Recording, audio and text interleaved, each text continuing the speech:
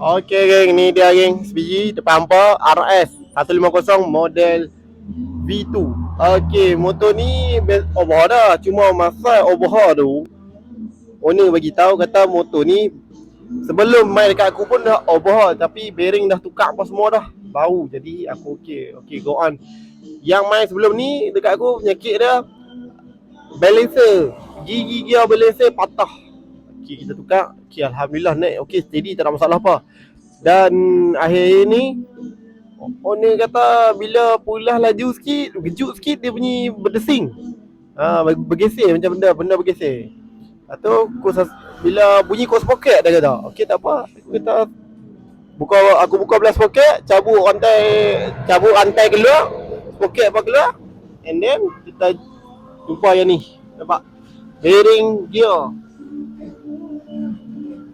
gear longgak ni. Tak ada tengok. Kat sini pun nampak dah yang dia gerak bearing tu. Nampak tak? Tak tahu lah apa dengar ke tu. Tapi sini nampak lah bergerak tu. Nampak tak? Apa nampak tu? Tu.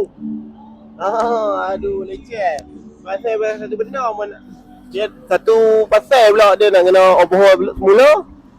Sebenarnya dah tukar bearing engine full set. Itu saja. Kali ni overhaul engine, tukar.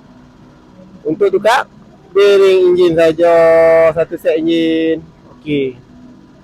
Lah kita nak buat turun engine dulu lah. Macam biasa RS, tak ada benda yang senang.